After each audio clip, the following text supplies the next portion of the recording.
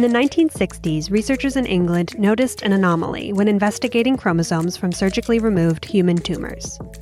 Distinct from the intact chromosomes visible underneath the microscope were numerous, very small double chromatin bodies, which are today better known as extrachromosomal DNA. Thanks to modern sequencing and imaging techniques, researchers now know that these tiny bits of circular DNA play a big role in cancer outcomes.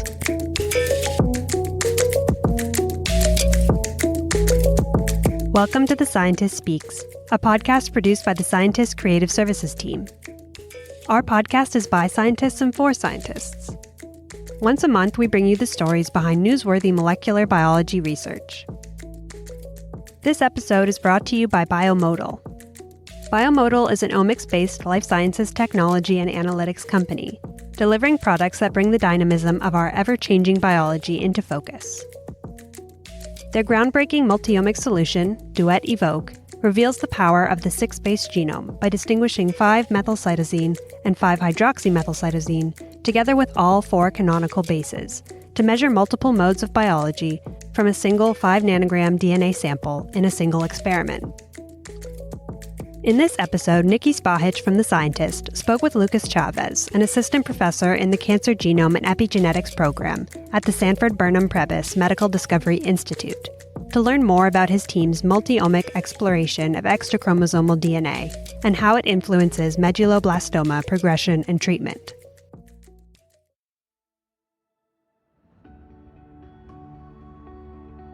Floating in the nuclei of some cancer cells are unique genomic elements called extrachromosomal DNA, or ecDNA for short. They can be large, an average of about 2 million base pairs, and they often exist in high copy numbers. Thanks to recent DNA sequencing efforts, scientists now know that these circular bits of DNA frequently harbor oncogene-containing focal amplifications, aberrant copies of distinct chromosomal segments that are often rearranged and combined into a single amplified region. ecDNA can also contain non-coding regulatory elements, such as transcriptional enhancers, or clusters of enhancer sequences called superenhancers. Possessing these features gives cancer cells a growth advantage and may drive treatment resistance by promoting intertumoral heterogeneity. Researchers analyzing clinical tumor samples have found that ecDNA elements are common in many cancer types, and their presence is linked to poor disease outcomes. In his research conducted at Sanford Burnham Prebys, and his work as the director of the Pediatric Neuro-Oncology Molecular Tumor Board at Rady Children's Hospital in San Diego, Lukas Chavez strives to understand ecDNA's contribution to cancer in the hopes of one day targeting these elements therapeutically. Our interest in ecDNA really originated from a specific case that we had analyzed here at the Rady Children's Hospital. We do DNA sequencing, we do analyze mutations, structural rearrangements, we do DNA methylation analysis for tumor type classification, we do RNA sequencing for gene fusion analysis. We also take the tumor material and run drug screenings and derive patient-derived models. For this case, we looked at the genomic profile and observed many focal amplifications on chromosome 1, 7, and 17 that really caught our attention because they were very high copy number.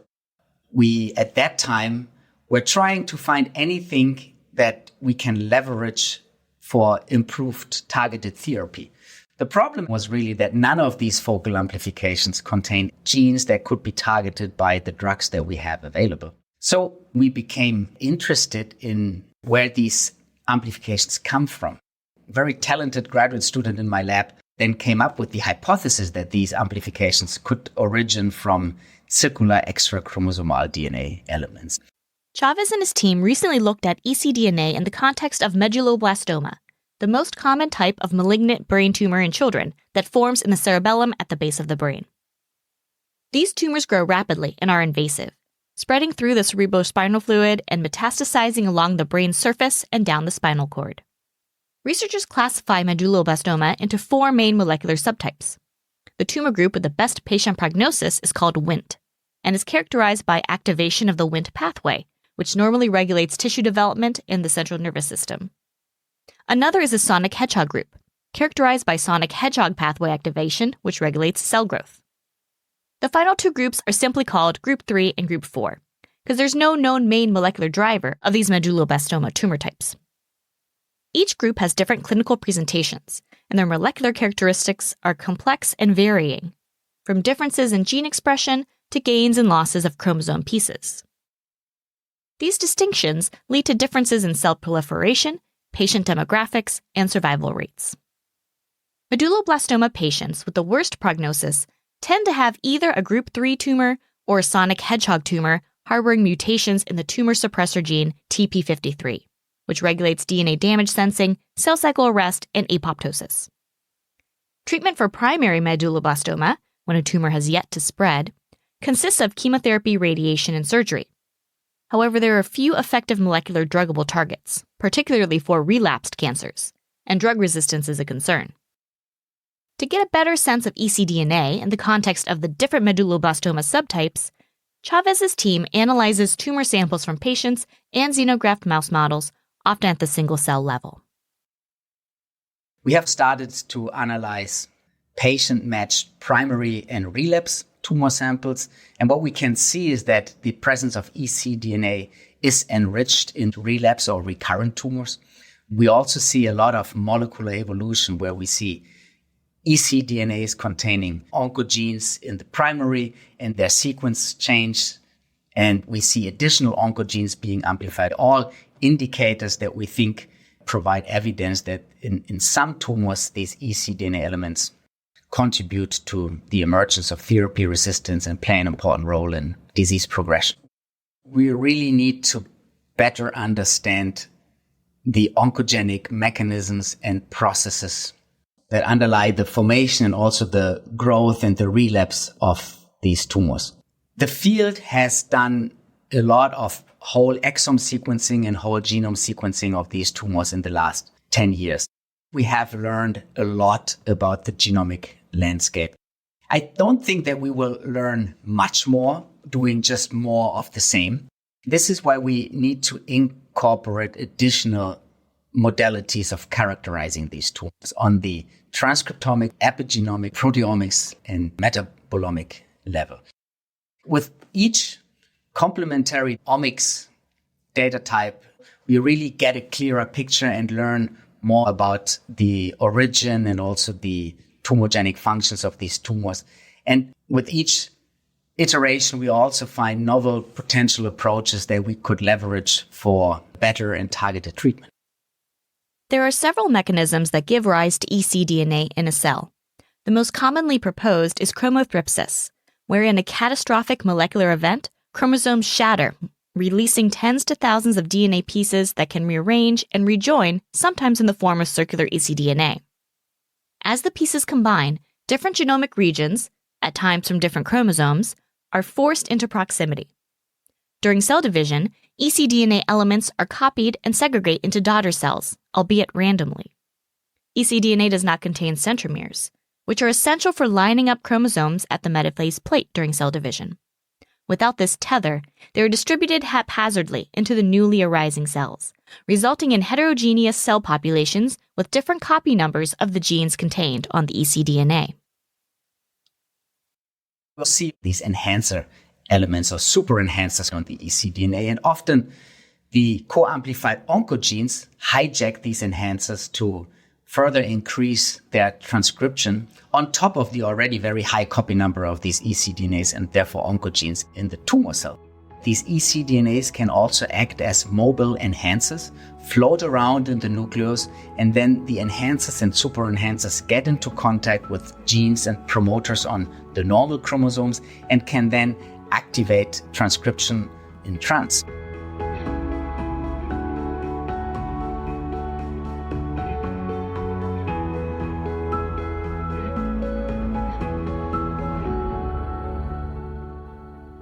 To look at the association of ecDNA with medulloblastoma, Chavez's team first analyzed whole genome sequencing data from nearly 500 tumor biopsies, using an algorithm that can detect focal oncogene amplifications associated with ecDNA.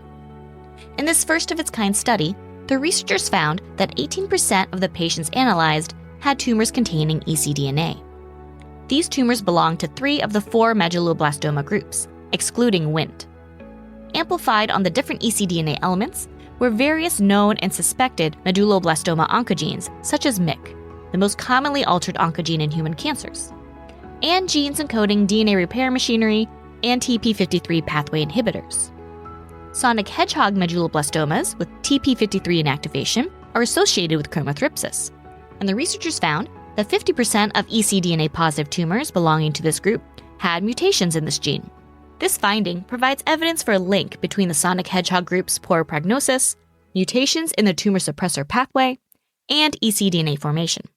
Finally, compared to patients with tumors lacking ecDNA, those with ecDNA were more than twice as likely to relapse and 3 times as likely to pass away during a 5-year study period.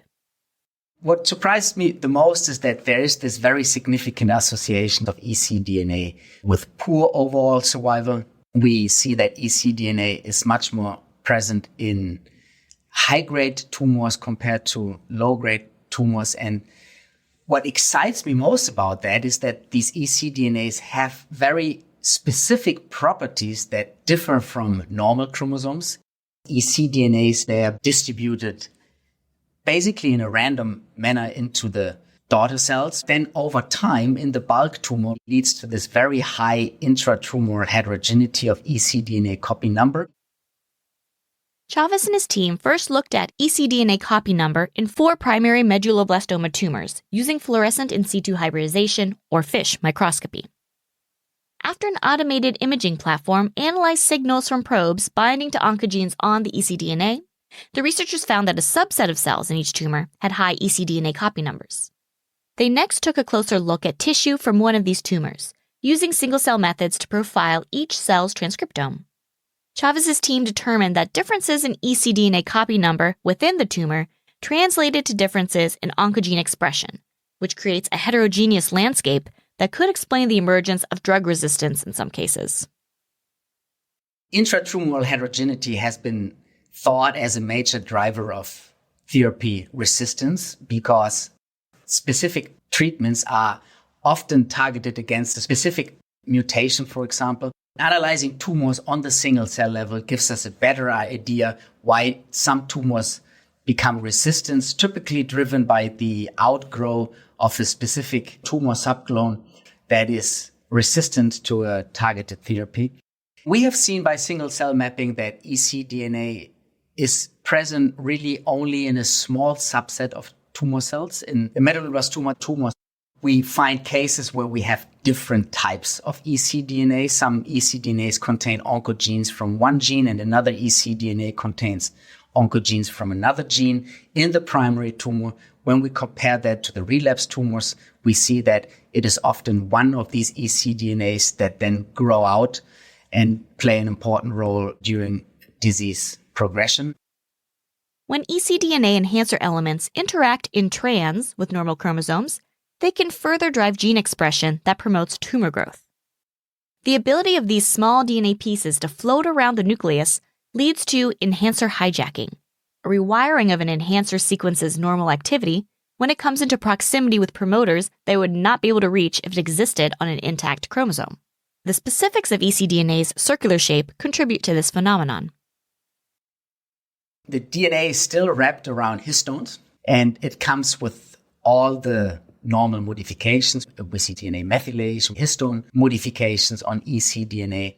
A key difference to normal chromosomes seems to be that the DNA is wrapped much looser around the histones, and that the chromatin in general appears to be much more open, promoting transcription of the co-amplified oncogenes, further promoting enhancer rewiring. Studying these aberrant DNA interactions takes an in-depth exploration of chromatin accessibility and gene expression, which Chavez's team did on medulloblastoma samples using techniques including ATAC-seq, short for Assay for Transposase Accessible Chromatin with Sequencing, and Hi-C, a method that measures the frequency at which 2 DNA fragments associate in 3D space.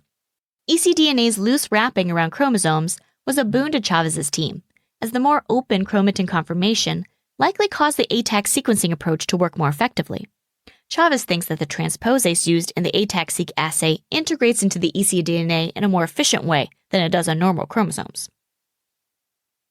Through these experiments, the researchers found that half of the tested ecDNA-containing tumors had unusual chromatin interactions, where certain gene loci were co-amplified with others from normally distal genomic regions. In one case, Chavez's team investigated the interactions within a particular group 3 tumor's ecDNA that contained the MYC oncogene. High-C data showed that MYC interacted with the other ecDNA regions that are normally 13 megabase pairs away when on the chromosome. Instead, on the ecDNA, the genes were in close proximity to each other. In a sonic hedgehog tumor, there were frequent interactions among portions of ecDNA that contained segments from chromosomes 7 and 17 within one amplicon and another with DNA from chromosome 1.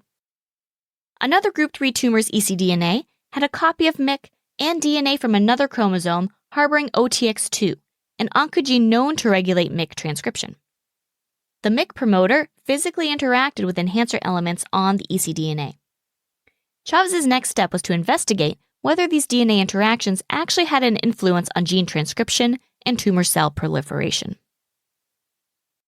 We have validated all of that with large-scale CRISPR screens where we designed guide RNAs that are complementary to basically each and every single enhancer element that is co-amplified with the MYC oncogene in a group 3 medulloblastoma. We have shown that by knocking down or knocking out these enhancers, they really have an influence on the expression of a gene and on the proliferation and survival of the tumor cells in vitro. We'll see ecDNA elements where the MYC oncogene is sitting with pieces of DNA containing the OTX2 gene and some OTX2 specific enhancers.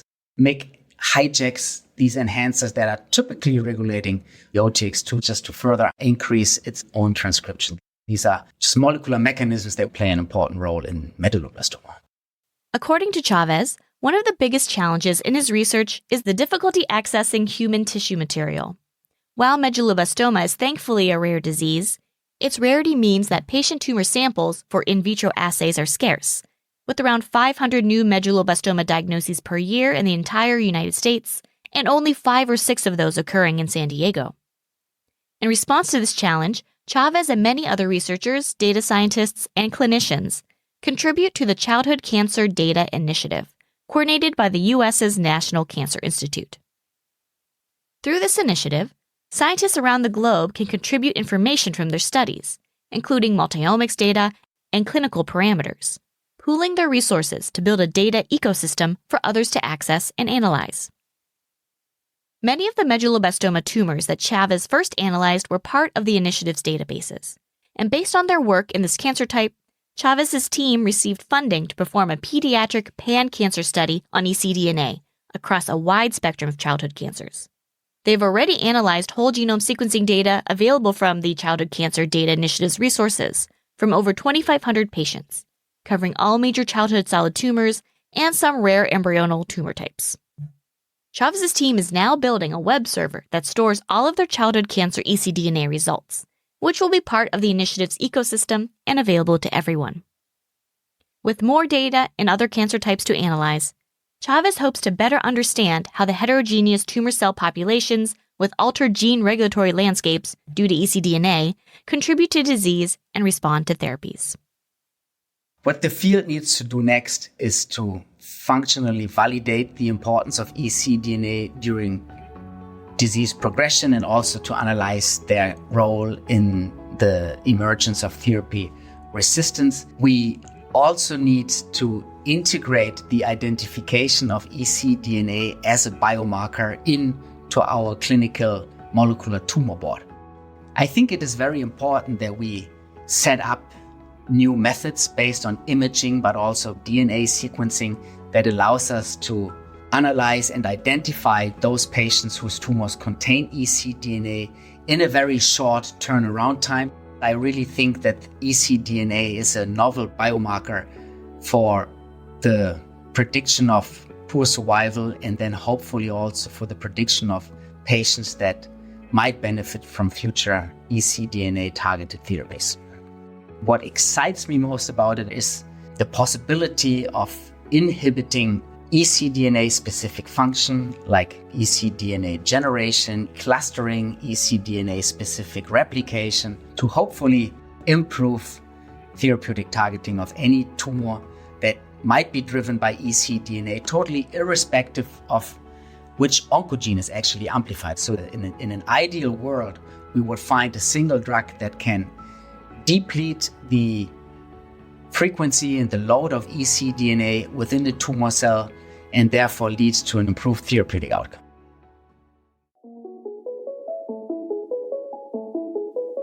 Thank you for listening to The Scientist Speaks. This episode was produced by the Creative Services team for The Scientist and narrated by Niki Spahich. Thanks again to Biomodal for sponsoring this episode.